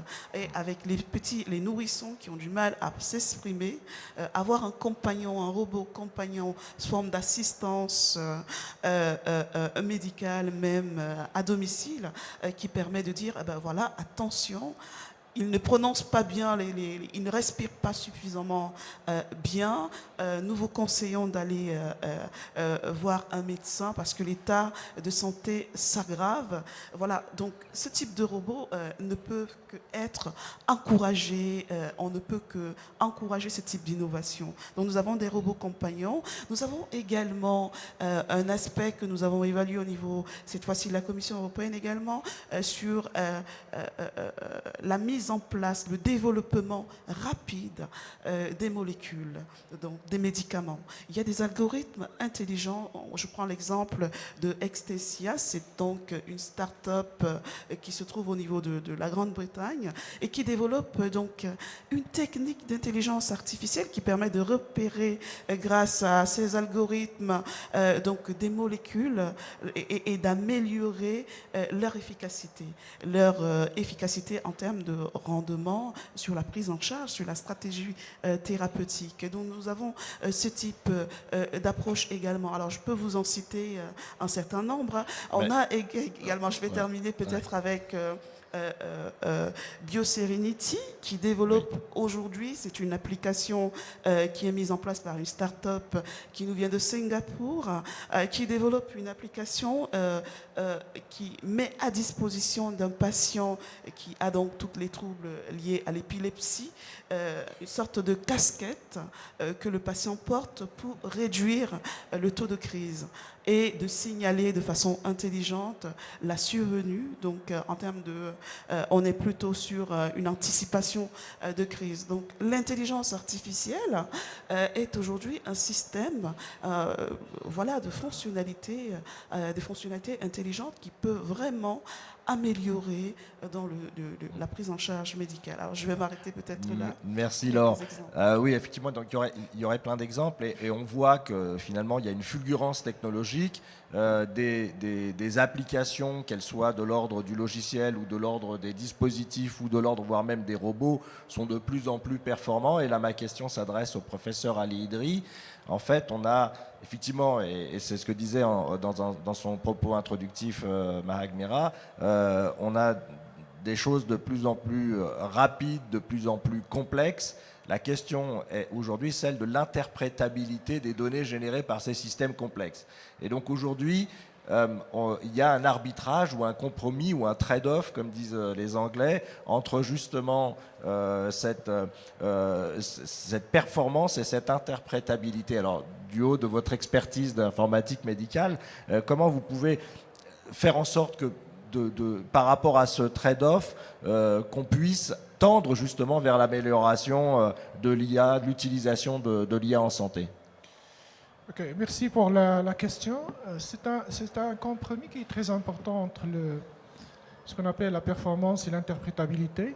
Ben, pour vous résumer un peu, ou bien vous introduire la problématique, vous savez, lorsqu'on développe en général un système intelligent, il est normalement dédié à l'aide à la décision. Et lorsqu'on fait l'évaluation, il y a une évaluation à deux niveaux. Il y a une évaluation, qu'on va dire, d'un informaticien, d'un data scientist, qui va faire l'évaluation sur plusieurs dimensions. Il y a l'évaluation empirique qui sera faite par les parties prenantes, notamment lorsqu'on parle en médecine, il y a des médecins, il y a des infirmières, etc. Alors sur l'évaluation, on va dire théorique, qui se fait au niveau de l'informatique, il y a trois niveaux d'évaluation. Il y a le niveau de l'évaluation sur la performance, bien sûr, parce que vous voulez avoir un outil qui va vous aider à la prise de décision, donc ça doit être performant. Et la performance, on peut la mesurer sur plusieurs dimensions. Il y a la précision, il y a la tolérance aux erreurs, il y a plusieurs dimensions. Et ça, c'est déjà débattu dans la littérature, parce que chaque fois qu'on développe, on va vous dire, par exemple, ce système d'aide à la décision pour la détection de cancer des seins, il a une accuracy de 99%. Il a une précision de 98%, il a le taux positif de 29%, etc. Donc c'est des choses que vous entendez. Ça, c'est ce qu'on appelle la performance. Et ça, c'est déjà débattu. Je pense qu'on est sur un niveau déjà avancé. L'autre volet, qui est la dimension la plus récente, qui nous semble très intéressante, c'est l'interprétabilité. Alors, ça veut dire quoi l'interprétabilité? C'est-à-dire que lorsque vous avez, en tant que partie prenante, moi je suis médecin, je suis un oncologue en breast cancer, j'ai un outil qui a été développé sur des images histo ou d'autres sources de données. Et je dois comprendre, lorsqu'il me donne cette décision, comment il a fait. Le comprendre sur deux niveaux, parce qu'en intelligence artificielle, on distingue entre deux niveaux. Il y a l'interprétabilité, le fait que vous comprenez juste l'output, c'est-à-dire vous la devinez, en quelque sorte. Vous devinez que lorsque vous donnez telle image histo avec telle donnée, que votre modèle va vous dire qu'il est benign ou bien qu'il est malignant. Donc ça, c'est l'interprétabilité. L'explainabilité, c'est autre chose, c'est un niveau très avancé sur lequel on n'a pas encore fait énormément d'avancées. C'est le fait que vous comprenez comment il a fait. C'est-à-dire le processus qui a été engagé et la méthodologie qui a été engagée et l'algorithme qui a été mis au point par le modèle de telle façon de dire en fin de compte que votre patient il est benign ou bien il est malignant. Alors, pourquoi c'est très intéressant? Il y a un autre volet sur lequel je ne vais pas rentrer en détail, mais c'est très important. Peut-être pour la communauté en médecine, ça touche moins, mais pour la communauté, par exemple, écologique, c'est très important. C'est ce qu'on appelle l'empreinte carbone, ou bien l'empreinte écologique. Vous savez que ces modèles d'intelligence qu'on développe, ils dégagent énormément de carbone, de CO2. et que le chat GPT, qui est maintenant qui fait le buzz dans l'utilisation en termes d'IA, ben, c'est énormément de CO2. Et ça risque de détruire notre écologie. Hein. Ben, j'avais semé un projet dans le cadre d'un appel à projet de la biodiversité. Et la première chose sur laquelle ils ont souligné, c'est l'évaluation de nos algorithmes. Dites-nous exactement, ces algorithmes, combien ils vont dégager de CO2. Ils font beaucoup attention à ça. En médecine, peut-être on n'est pas là. Alors, je reviens à l'interprétabilité. Pourquoi c'est très important? Parce qu'un simple, c'est-à-dire une partie prenante telle qu'un médecin, ne peut jamais faire confiance à un algorithme qui est black box, qu'on appelle les boîtes noires. Et lorsque vous entendez, par exemple, tous ces algorithmes qui font le buzz actuellement, les réseaux de neurones, deep learning, générative AI, tout ça, ça rentre dans ces algorithmes, malheureusement. Et ce que nous avons observé, c'est que parfois, on fait du système d'aide à la décision juste pour dire qu'on a fait deep learning. Alors, ce que vous avez réellement en termes de besoin n'est pas nécessairement une modélisation deep learning, ça peut être fait par une modélisation simple, un arbre de décision, par exemple. Un arbre de décision, je le présente à tout le monde ici.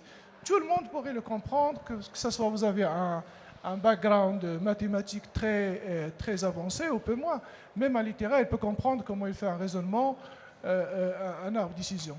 Donc l'idée, c'est que lorsqu'on développe des solutions intelligentes pour le médecin, pour toutes les parties prenantes dans le domaine de la santé, c'est qu'on doit faire attention à ce point. Parce qu'en général, les gens, ils ont peur des équations, vous savez ça, les équations mathématiques, ils ont peur de toutes ces modélisations qui sont complexes, et donc ça laisse que cette acceptabilité de la part des parties prenantes, elle est à un niveau qui est un peu bas. Donc c'est très important de traiter ça.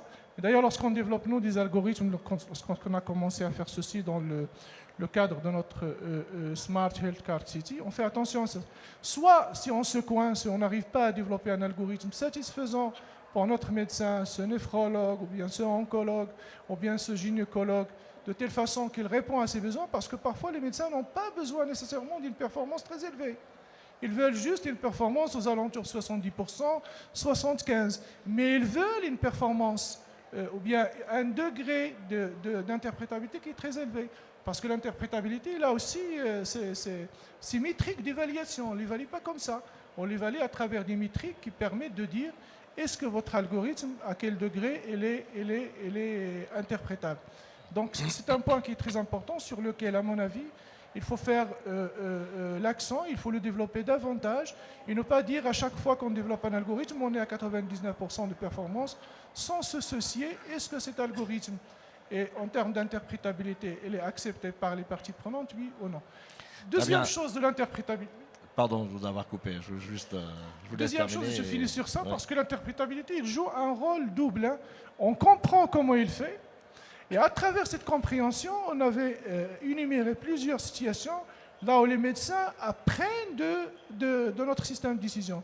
Pourquoi? Parce que, enfin, lorsque vous comprenez comment il fait pour faire l'extraction de l'information à partir de données, vous pouvez découvrir vous-même de nouvelles connaissances que vous n'avez jamais vues passer devant vous, parce que vous savez que nous, en termes d'intelligence, on n'a pas une grande capacité en termes de traitement de la computation, on n'a pas une grande capacité en termes de stockage. La machine, elle peut faire ceci. Et certainement, c'est là où la machine elle apporte. Donc, il y a un double avantage. Vous comprenez ce qu'il fait, et à travers cette compréhension de ce qu'il fait, vous pouvez apprendre de lui, parce que lui, il permet de faire des calculs qui sont très intensifs, avec des données qui sont énormément en détail par rapport à ce que nous, on pourrait faire en tant qu'usine. Voilà, merci. Merci beaucoup, professeur Idri. Alors là, on arrive à peu près à la moitié, donc on aura des réponses un peu plus courtes si on veut rester dans les temps par rapport aux deux autres thèmes qui sont l'adoption et l'éthique et les regards croisés géographiques. Donc on est à peu près à la moitié du parcours. Je ne sais pas s'il y a une question, je pourrais la prendre. Mais donc on voit que l'idée c'est de discuter aussi de l'IA. On n'est pas des gens qui prenons ça de façon comme une révélation divine, mais de poser les problèmes. Donc il y a eu des problèmes qui sont liés à l'interprétabilité qu'on vient de le voir, des problèmes qui sont liés au coût énergétique, climatique de l'utilisation de cette IA. Et puis il y a un autre coût dont on peut parler, donc je vais passer la parole à Hervé, c'est le risque que ce soit réservé à une certaine classe de la population, d'accord, que ça s'accompagne d'une envolée de la tarification des médecins au motif qu'on utiliserait quelque chose de nouveau et de créer une médecine à deux vitesses. Et donc, comment se prémunir avec, pourtant, ce qu'on nous annonce et qui est censé améliorer de la performance, etc., comment éviter que cet outil-là puisse faire en sorte que la médecine reste inclusive? Donc, un peu dans ta question, il y avait aussi en admettant que, etc. Mais je pense que ce qui a été dit en particulier par le directeur de l'Agence de l'innovation et puis les collègues de cette table ronde, je crois que l'innovation et l'IA va arriver, va s'installer. Et je pense que le contrôle en particulier et l'expertise qui doit monter par le corps médical de façon globale doit se l'approprier de façon à ce qu'il n'y ait pas que des industriels dans lesquels on n'est que des boîtes noires et on ne comprenne pas ce qui se passe. Et donc il y a vraiment une longue formation engagée là-dessus. Au niveau éthique, côté environnemental et côté éthique m'intéresse particulièrement. Je vais faire un parallèle très vite avec la sécurité. Ça fait 15 ans, 20 ans qu'on dit attention, la sécurité est importante. Donc on se dit en 15-20 ans, beaucoup de choses ont été faites. Depuis quelques mois, ça s'accélère. Le nombre d'hôpitaux hackés s'accélère. Ça a des coûts économiques énormes. Des arrêts de production de soins, parfois pendant 15 jours, 3 semaines. Le dernier hôpital, je crois que c'est 2 millions d'euros la remise en route. C'est pas neutre. Alors l'État paye quand ce sont des hôpitaux publics, mais c'est donc énorme. Et donc ce qui est important quand on va parler d'IA, de big data, c'est la sécurisation de ces données. Ça, c'est vraiment quelque chose que... Alors on entend souvent parler pseudonymisation, et dans certains grands congrès où on invite des grands directeurs de caisses d'assurance maladie, où il y a des quantités phénoménales, où l'IA pourrait apporter des solutions importantes, on dit voilà, on a anonymisé les données, tout se passe bien. Ben, de mon point de vue et de la part d'un certain nombre de chercheurs, ça ne se passe pas aussi bien que ça. La première chose, anonymisation ne garantit pas, en tout cas la pseudonymisation, c'est une réversibilité de données anonymes. Alors elle ne garantit surtout pas la non-réidentification des données, mais l'anonymisation, pareil. Et pour plein de raisons. Au niveau mathématique, des gens comme les équipes du MIT ou de l'Imperial College de Londres sont capables pratiquement de casser tous les systèmes aujourd'hui, soi-disant anonymisés et protégés. Quel est l'impact de ça? C'est la perte de confiance. Quand on veut partager, échanger des informations, il faut qu'il y ait une confiance qui s'établisse entre professionnels d'abord et aussi entre professionnels et patients. Sinon, on n'a pas envie de partager cette information. Et les risques, alors que je suis vraiment un fervent partageur de ces informations médicales, on doit garantir pour qu'elles soient démocratisées, que tous les gens bénéficient de ces solutions, il faut qu'on soit sécurisé au maximum. Et c'est un vrai changement de paradigme dans l'anonymisation des données. Et là, vraiment, je vous encourage à regarder ce que fait l'Imperial College de Londres, parce qu'ils sont capables de vous apporter des solutions et donc de continuer de partager et d'apporter ces solutions. L'autre point qui est important, les maladies rares. Si on ne sait pas ce qu'on veut faire avec le big data, avec l'IA, souvent des échecs. Échec, ça veut dire quoi? On a donné des sets de données à droite à gauche, où au bout d'un moment, ce magnifique outil qui était un lac bleu magnifique de partage d'informations, Data Lake, ça me fait penser à ça, lac bleu d'informations, se transforme souvent en égout. Égout, on n'a pas envie de se baigner dedans, donc on n'y va presque plus. Moins sécurisé, mais qu'est-ce qu'il y a dedans? Il y a quand même des informations. Et si on laisse aller ces informations partout, ces sets de données de moins en moins utilisées, ben malheureusement, sur une clé USB, sur un système moins sécurisé, un jour on retrouve des millions de données. Qu'est-ce que font les patients? Ils se retirent. S'ils se retirent, c'est une perte de chance aussi pour le futur. Donc vraiment, sécuriser le système. Et puis, quand on parle d'objectifs, dans les objectifs que j'avais fixés à mon équipe, j'avais mis non pas des techniciens derrière, mais une jeune doctorante qui a un doctorat en biologie moléculaire, qui devait piloter, et ça c'est compliqué, des équipes très techniques, avec des avis très binaires, on va dire, 0 ou 1, et qui devait travailler sur une amélioration du dépistage de maladies rares. Pour beaucoup de maladies rares, il y a des patterns. Pour certaines, on aurait l'information, mais les indicateurs ne sont pas suffisamment visibles. L'IA le permet, si vous récoltez toute la biologie, certaines pathologies peuvent être identifiées plus facilement. Et donc ça, c'est un intérêt qui permet de rentabiliser, entre guillemets, les équipes, les investissements et d'avoir un retour global sur l'ensemble de maladies rares et on n'investit pas beaucoup sur les maladies rares. Pourquoi ? Parce qu'il n'y a pas beaucoup de monde. Hier, je crois que je discutais avec un laboratoire, le directeur d'un laboratoire, c'est parfois 60 clients pour un pays. Ça ne donne pas envie d'investir. La somme de ces investissements, peut-être, n'est plus un coût, mais vraiment un investissement. Merci Hervé. Alors, comme on est en retard, je vais proposer de passer rapidement sur la partie éthique, qui est une partie importante, mais parce que on est quand même sur des regards importants. L'Afrique, on est à la convergence et à la confluence de différents continents ici, avec un pays qui est à la fois atlantiste et méditerranéen. Donc, je voudrais quand même qu'on laisse le temps de parler de ces regards croisés. Donc, mais je vous autorise quand même à dire un mot, si vous le voulez, dans votre réponse, le cas échéant, sur l'adoption et l'éthique. Donc, je vais revenir d'abord à Laure, donc parce que vous êtes très active sur la démocratisation de l'intelligence artificielle en Afrique, et après ce que vient de nous dire, et donc parler de médecine à deux vitesses, de ces lacs de données, etc., et qu'il fallait être vigilant. Et donc, voilà, un peu, où est-ce qu'on en est un petit peu sur l'Afrique et la démocratisation de cet outil en 2 minutes, si vous pouvez.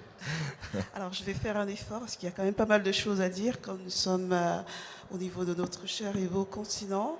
Effectivement, au niveau de l'Afrique, on est sur deux dimensions.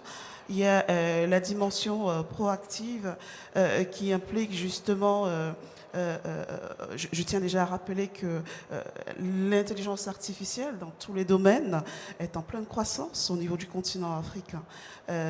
Beaucoup de pays commencent à vraiment s'y mettre, à mettre en place des projets, que ce soit dans le domaine de l'agriculture, la santé, l'aéronautique, les finances. Donc il y a cette mouvance assez positive au niveau du continent africain qui est assez remarquable. Et on a également cette notion d'innovation adaptative parce que dans la plupart de nos pays, au niveau du continent, l'idée est de pouvoir adapter l'innovation, donc l'intelligence artificielle, aux besoins et aux défis que nous rencontrons dans nos territoires, dans nos localités, les défis de santé, les défis de formation. Et c'est d'ailleurs dans ce sens que nous avons lancé, où je suis donc la présidente du comité des experts internationaux en santé numérique pour l'Afrique. C'est un comité, c'est un collège qui regroupe plusieurs experts de plusieurs horizons. Nous sommes aujourd'hui sur une densité de 24 pays avec plus de 300 demandes en termes d'expertise. Donc ce sont des experts qui se réunissent pour aborder les thématiques soit sur la recherche en santé numérique qui inclut l'intelligence artificielle. Nous avons donc des groupes également d'enseignants qui proposent leur savoir. Nous avons une expertise, il faut le souligner, et c'est très important dans le domaine de l'enseignement. Il y a des experts en intelligence artificielle, que ce soit dans le domaine de la santé, dans le domaine de la sécurité, l'aéronautique, qui proviennent du continent africain et qui sont donc réunis dans ce comité, le comité d'experts internationaux en santé numérique pour l'Afrique.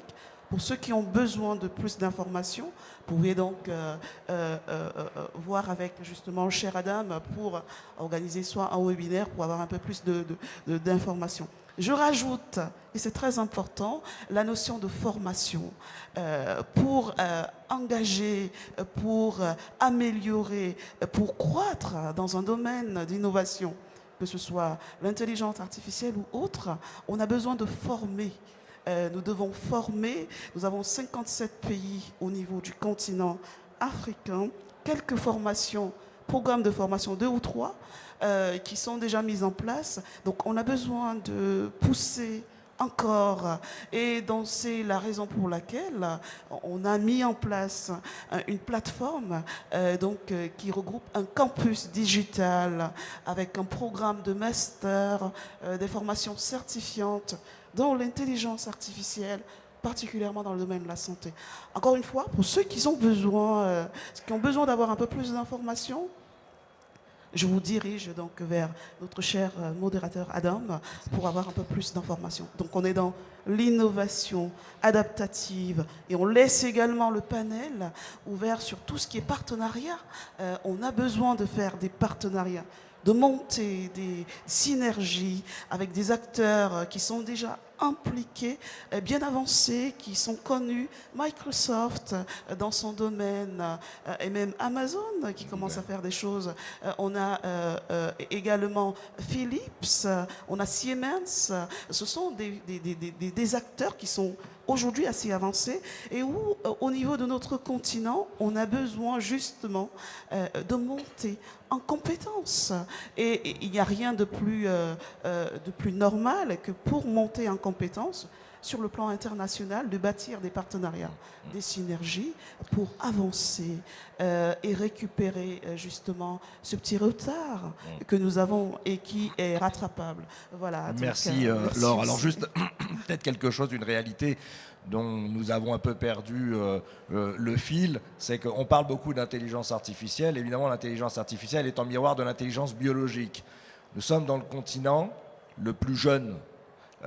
Et donc nous avons, ce que certains experts disent, un surplus cognitif, un cognitive surplus, par rapport à l'Europe qui est donc vieillissante, qui a une forte expertise, qui a créé, ou l'Amérique du Nord dans un peu moindre mesure. Et donc ce potentiel cognitif, pour faire de l'intelligence artificielle, il faut des cerveaux bien faits, bien nés, jeunes et bien formés. Et la question effectivement que vient de poser Laure est vraiment très importante. Et aujourd'hui, on a par exemple le Centre d'innovation en e-santé qui est là, l'UM6P.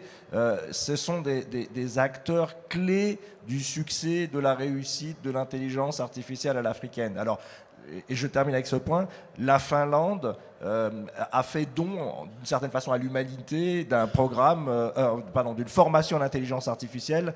Et vous pouvez tous aller sur Internet, vous tapez formation intelligence artificielle Finlande, et c'est la formation pour des citoyens en intelligence artificielle, pour vraiment tout le monde. Singapour vient de lancer il y a quelques jours sa propre plateforme. Moi, je rêve que l'Afrique lance sa propre plateforme aux citoyens des pays africains, parce que nous avons une autre réalité. Et il ne s'agit pas juste, comment dire, d'adopter, mais d'adapter. Et donc, en créant effectivement des formations qui s'adresse à la fois à des étudiants, mais à la fois à tout un chacun sur le continent. Je pense que c'est là où on va aller vers une démocratisation, et il y a probablement des choses à faire entre le PNUD, je parle sous ton contrôle Maha, je parle sous le contrôle de Sinaf Rahali, l'e-santé, la plateforme Seisna que tu viens de citer, Laure, et avec plaisir pour recueillir vos questions. J'enchaîne rapidement donc justement sur Maha. Donc ça aussi, quand on parle de jeunes, de brillants jeunes qui sont partis du Maroc, allés dans des laboratoires de très haute qualité, donc vraiment dans le top mondial, et de profiter, donc Canada, États-Unis pour le coup. Qu'est-ce qu'on peut apprendre donc, si je prends juste l'expérience canadienne, qui est significative dans ton parcours, qu'est-ce qu'on peut apprendre du Canada aujourd'hui en intelligence artificielle et qu'on pourrait d'une certaine éthiquement s'approprier au niveau africain de cette belle école canadienne qui nous a donné l'école du Caire, l'école du soin. Donc c'est vraiment une école très importante dans la santé. Voilà, que peut-on apprendre en la matière en 2 minutes? Alors, je ne veux pas être désagréable, mais je vais au moins prendre 3 minutes pour être fair envers l'ensemble des panélistes. Je vais quand même, avant de répondre à votre question, Adam, je vais quand même, si vous le permettez, expliquer, parce qu'on a expliqué, je pense que les regards sont différents et complémentaires autour de ce panel pour vous expliquer les avantages de l'IA en médecine, en soins de santé, en pharma, etc. Mais au fait, demeure le grand éléphant dans cette boutique de porcelaine, c'est qu'il y a quand même un problème qui empêche aujourd'hui principalement l'adoption, outre la réglementation dont j'ai parlé tout à l'heure. Et pour mieux illustrer ce propos, je vais vous donner 2 exemples. En apprentissage, donc l'IA de manière générale, il y a 2 formes d'apprendre. L'approche descendante, qu'est-ce que ça veut dire? Je suis je fais des déclarations fiscales. La règle au Maroc, c'est si je gagne plus de 25 000 MAD net, plus, donc je commence à payer 30%. Je ne suis pas sûre des chiffres, mais je vous donne un exemple. Donc ça, c'est une loi, tax law, que je vais transmettre, que je vais convertir en un programme. Très simple pour moi. Je vérifie, je travaille en fiscalité, je vérifie les salaires mensuels et j'observe cette règle. Dès que c'est supérieur à 25 000 MAD, alors je taxe à 30%. Ça va? C'est une approche descendante. J'ai la règle, je l'applique sous forme de règle informatique. Alors bien sûr, la deuxième approche, c'est l'approche la plus sensible. Parce que, et là je vais donner un exemple assez intéressant, je veux développer un algorithme qui va prendre des images d'animaux et qui va me dire quand est-ce que cet animal est un chat. Alors, qu'est-ce que je vais faire? En bon data scientist, je vais développer un algorithme, je vais l'entraîner sur un jeu de données que de chats, mais de chats de différentes espèces, de différentes races. Ensuite, je vais oublier, je vais le feeder avec une autre database qui est celle de tous les autres animaux à part les chats. Et c'est ce que disait professeur à ma droite, professeur Idri, il disait, et c'est ce qu'on appelle le black box, la magie de l'IA. C'est que cet algorithme, après avoir compris quels sont les éléments qui distinguent un chat, et les éléments qui font qu'un chat est différent d'un éléphant, d'un ours, etc., il finit par développer ce qu'on appelle les patterns, ces éléments clés qui lui permettent de dire que n'importe quelle image d'animal est un chat ou pas. Une queue, des griffes, des belles moustaches, une belle pelure, etc. Donc il identifie quelques caractéristiques qui lui permettent de dire... Alors imaginez, vous êtes en santé, donc vous avez compris l'approche ascendante.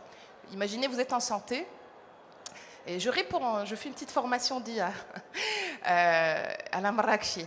Donc l'idée, c'est de dire, si vous êtes en... Et ça touche un peu l'interprétabilité, aussi l'explainability, si vous êtes en santé, et que cet algorithme, c'est lui qui détecte si cette maladie est telle maladie.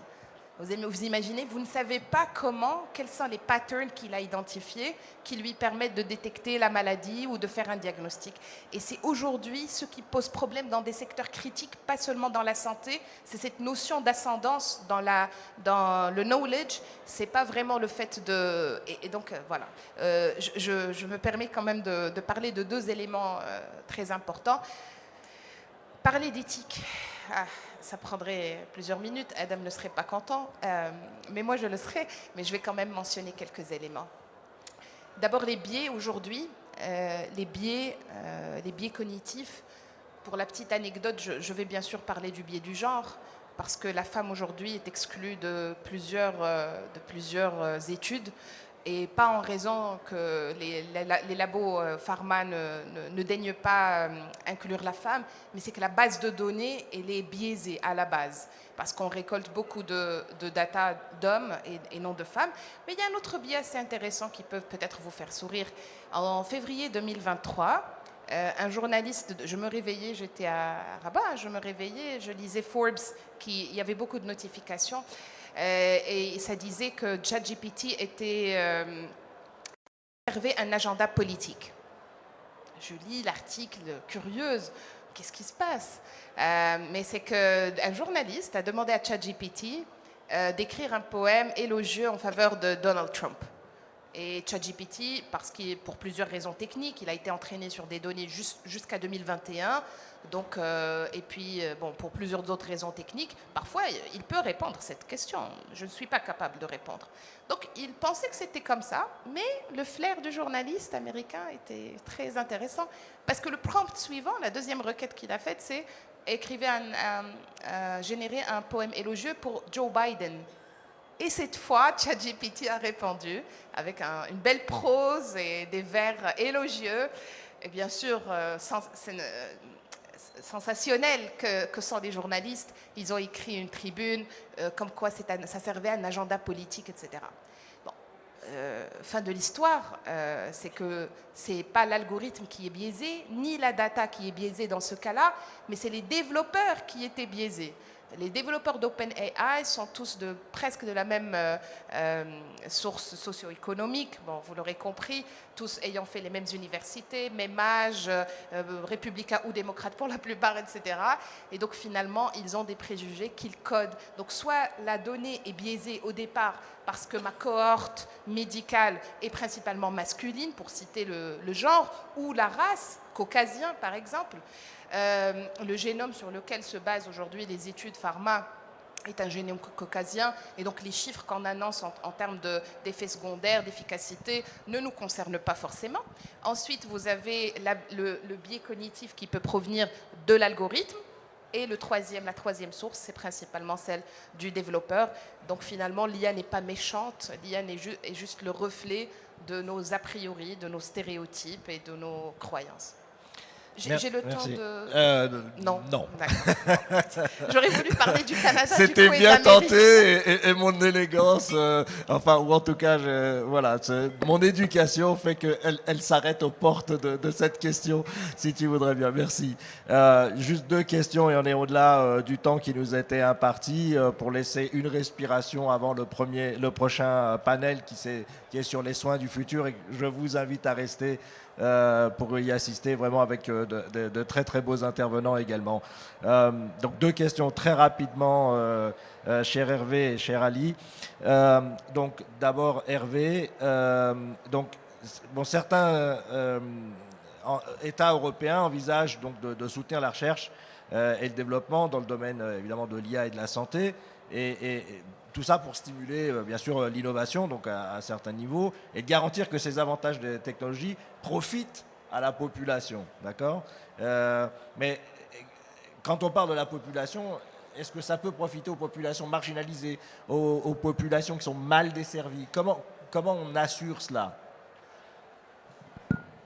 Alors, au niveau cadre légal, de façon très, très globale, donc il y a 2 lois qui sont sur l'IA, plus toute une série de mesures au niveau européen pour partager et échanger les données. Et donc, en théorie, c'est pour toute la population, ce qui veut dire que globalement, sauf des gens qui pourraient être en saut de domicile fixe, l'ensemble de la population européenne devrait pouvoir bénéficier de ces mesures. Donc la première, c'est le plan coordonné sur l'IA qui date d'avril 2021.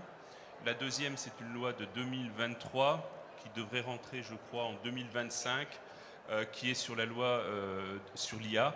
Ce pacte de 2 mesures doivent garantir la sécurité des droits fondamentaux des personnes et des entreprises. Donc ça concerne et les entreprises qui fabriquent, qui utilisent des logiciels, en particulier qui font de l'IA, et bien évidemment les patients. On est dans le cadre de l'Europe au niveau du règlement de la protection, le RGPD, Règlement général de la protection des données, qui a posé un certain nombre de problèmes, mais en tout cas qui doit garantir, en tout cas problème pour les entreprises qui pensaient faire ce qu'elles voulaient au niveau des données personnelles. Voilà. Donc le pourquoi, c'est assurer de la confiance vis-à-vis de l'ensemble des entreprises, professionnels, patients. C'est garantir aussi un leadership, parce que clairement, l'Europe est un vieux pays, un vieux continent certainement, mais beaucoup de sociétés nord-américaines ont pris le lead. Je crois que les sociétés que vous avez citées étaient exclusivement des sociétés nord-américaines, et on sent que ces données, on pourrait les collecter, pourrait les exploiter nous-mêmes, d'où l'importance de ce pacte de mesures. Les objectifs, c'est accélérer les investissements dans l'IA, donc on va favoriser les entreprises européennes pour amener des solutions, et c'est aligner les stratégies et les politiques afin d'éviter la fragmentation. Le gros risque aussi, on l'a vu dans le cadre du Covid, c'est qu'on ait plein de petits systèmes qui à un moment donné périclitent, et donc on va cibler ces investissements autour de projets mutualisés. Alors on commence à le voir dans certains pays comme la France, avec les EDS, on va favoriser des territoires au sein de la France. Ce sont des entrepôts de données santé, où là on va avoir des millions de données avec 1 ou 2 CHU et des entrepôts d'autres petits systèmes. Et cette puissance de feu devrait permettre de pouvoir travailler justement au niveau de l'IA. Au niveau des productions de soins, là aussi l'Europe, alors il y a eu une accélération malheureusement grâce au Covid, où on a vu que l'Europe et tous les pays dans le monde pouvaient, quand il y avait vraiment un impératif, enfin bouger. Mais certains projets, par exemple, les soins transfrontaliers, c'est des projets qui datent de 10-15 ans, qui ont du mal à aboutir. Là, on a une accélération dans le cadre du projet My Santé at Union européenne, en particulier sur les résumés patients, le Patient Summary, où on va être capable de faire circuler un résumé patient, donc une photo avec une quarantaine, une cinquantaine d'items qui décrivent le patient, et la complexité en Europe, mais je pense que c'est le cas je pense aussi au niveau africain, c'est le multilangage. Dans les challenges du Luxembourg, par exemple, petit pays, mais 3 langues. Une nationale, 2 administratifs, français, allemand. Et en plus, la plus grande population résidente étrangère au Luxembourg sont les Portugais, plus l'anglais. Vous voyez la complexité. Or, vous pouvez avoir un médecin qui rédige en allemand, ou en français, pardon, et puis un autre médecin qui va recevoir le patient, parce que c'est un spécialiste en cardiologie, qui lui ne parle que l'allemand et pas le français. Et donc, au niveau européen, c'est un véritable challenge.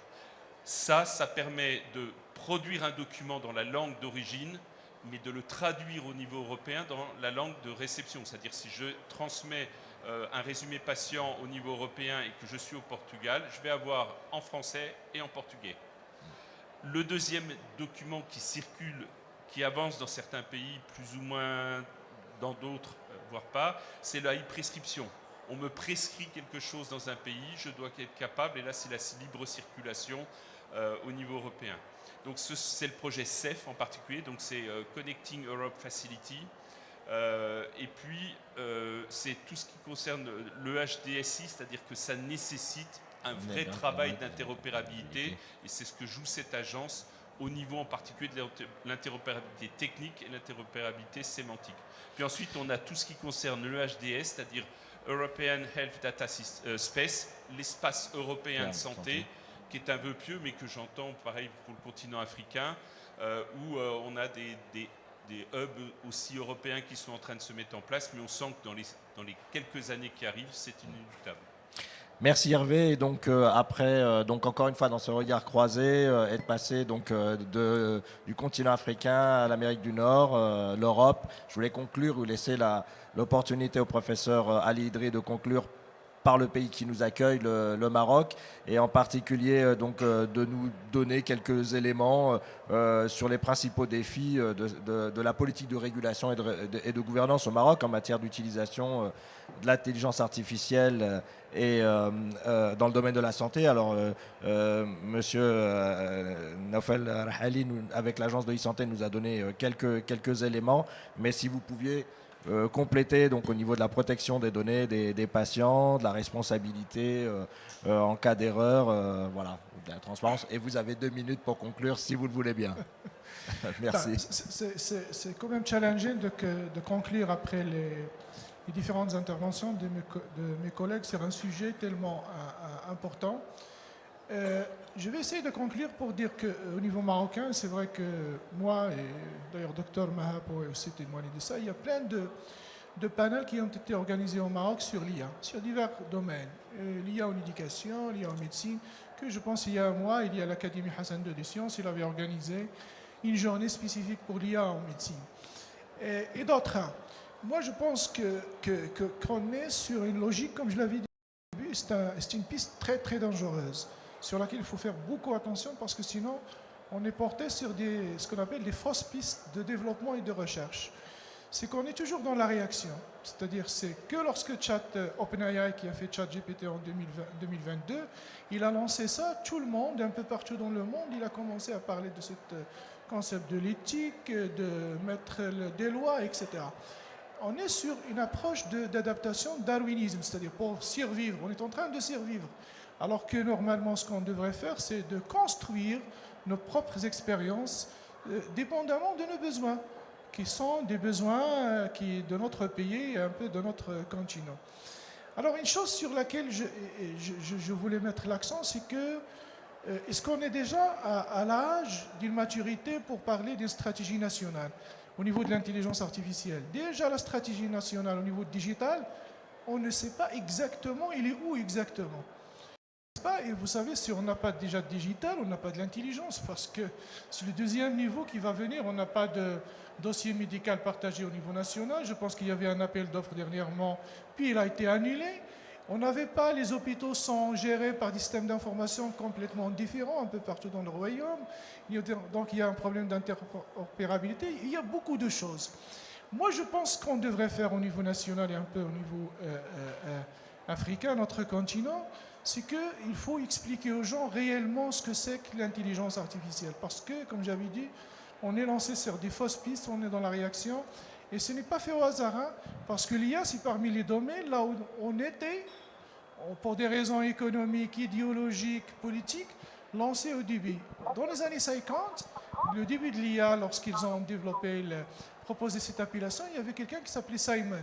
Simon, c'était le groupe de gens qui étaient dans la conférence Dartmouth 1956 qui ont donné cette appellation. Et Simon, c'est un prix Nobel de l'économie qui a fait de sciences cognitives après. Et il a les prix Nobel de Turing, qui est l'équivalent de prix Nobel en informatique. Ce grand savant, je ne pense pas que c'est comme ça qu'il avait lancé dans les années 50 que la machine va remplacer l'humain dans les 20 ans qui vont venir. Et bref, vous voyez maintenant que les années se sont défilées, il n'y a pas ça. C'est ce qu'il a fait ChatGPT, le OpenAI de ChatGPT. Parfois, il y a beaucoup de choses qui sont lancées dans le sens destructif. Il faut faire attention. C'est-à-dire il faut construire notre expérience, il faut expliquer aux gens, à travers la formation, comme il a été souligné, c'est très important de donner une formation de ce que c'est qu'il y a depuis le primaire et savoir ce qu'il faut enseigner en primaire, ce qu'il faut enseigner au lycée et un peu plus tard en université. C'est ça qui va permettre à nos citoyens et à tous ceux qui veulent être après dans un monde, ou bien dans un Maroc, dans un continent plein d'IA, de savoir réellement ce que c'est que l'IA, ce qu'il pourrait nous apporter. L'IA, elle est là pour augmenter notre intelligence. Et ça, c'est le concept qu'on essaie toujours d'expliquer aux personnes. C'est qu'on n'est pas dans une idée de vous remplacer. Et c'est pour ça que chaque fois qu'il me dit quelqu'un, un médecin ou un infirmier, on a peur. Parce qu'ils nous disent que, est-ce que l'IA, la machine va remplacer l'humain? Mais il n'y a jamais une espèce qui remplace une espèce déjà. Donc il n'y a pas une machine qui va vous remplacer. L'univers, il a été créé dans un sens complémentaire parfait. Et donc soyez rassurés, il n'y a personne qui pourra vous remplacer. La machine et tous les algorithmes qu'on fait dans la machine, c'est de notre propre développement. Donc on est dans une logique d'augmentation. C'est comme cette voiture. On ne peut pas courir à 100 km/h, on peut le faire avec la voiture. On ne peut pas faire des calculs très intensifs, on les fait avec la machine. Donc on est dans ce sens-là. Et malheureusement, les gens ne comprennent pas ça, ce qui donne une certaine frustration et les gens ont peur de cet outil. Alors ce qu'on fait effectivement dans notre université, on fait ça. Vous savez, par exemple, on est les premiers au Maroc à enseigner des cours de l'IA dans le parcours du médecin, que ce soit un docteur en médecin ou en pharmacie. On a un cours Data Science qui est donné aux étudiants de la première année. On a un cours de chatbot pour que les gens comprennent en fait ce que c'est que ce chatbot. Il est là juste pour vous soutenir, pour vous augmenter. Et on a des professeurs qui se sont lancés avec nous dans des cours, créer leur jumeau, ce qu'on appelle le jumeau numérique. Ils font des cours en présentiel et ils ont leur chatbot qui est équivalent à eux, qu'on a développé pour eux, qui complète le cours qu'ils donnent pour nos étudiants. De telle façon que nos médecins de futur soient déjà bien argumentés, que lorsqu'on leur pose la question, ils posent vraiment les besoins réels de la médecine en termes de ces outils-là et non pas se lancer sur des fausses pistes parce que ça risque de détruire non pas seulement les métiers, mais ça risque de détruire aussi la science. Merci beaucoup, professeur Idri. Donc, c'est pour conclure cette table ronde. Et je le remercie d'avoir peut-être lancé le sujet de la prochaine édition, qui sera peut-être le continent augmenté, l'homme augmenté, le Maroc augmenté, le Maghreb augmenté. Enfin, voilà, ce sera à construire avec vous. Merci beaucoup pour votre attention. Hélas, nous n'avons pas le temps, pour respecter la table ronde suivante, de prendre des questions, mais si vous restez, et sous le contrôle du docteur Pierre Poitou qui va l'animer demain de maître, on pourra répondre à vos questions. Merci beaucoup, merci à tous. Merci.